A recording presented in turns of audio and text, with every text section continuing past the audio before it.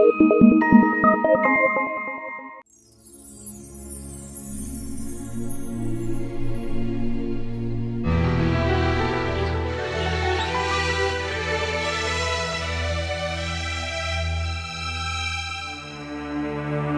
நாள் சூர்பனகை என்ற ஒரு அரக்கி உணவை தேடி அந்த பகுதிக்கு வந்தாள்.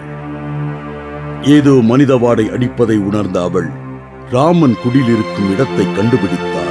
அவள் ராமன் லட்சுமணன் இருவருடைய சுந்தர ரூபத்தைக் கண்டு பிரமித்தாள். ராமன் அழகில் மயங்கி ராமனை நோக்கி அவள் கூறினாள், என்னை திருமணம் செய்து கொள்கிறீர்களா? எனக்கு திருமணமாகிவிட்டது. என்னுடைய மனைவியும் என்னுடன் தான் இருக்கிறாள். நான் இன்னொரு திருமணம் செய்ய முடியாது.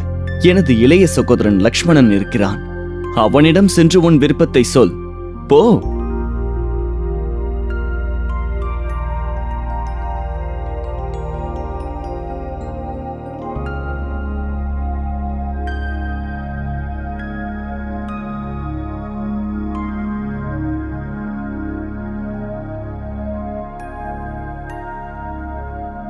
நான் ராமபிரானின் அடிமை.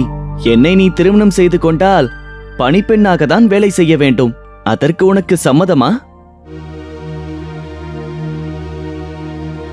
ராமனின் மனைவி இங்கிருப்பதால் தானே அவர்கள் என்னை மறுக்கிறார்கள்.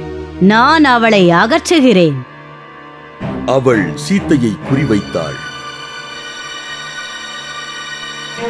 லக்ஷ்மணா, அரக்கர்களிடம் இப்படியெல்லாம் பேசினால் பலனளிக்காது. அவளை தண்டித்து அனுப்பிவிட. லக்ஷ்மணன் அவள் மூக்கை அறுத்து அவளை துரத்தி அனுப்பினான்.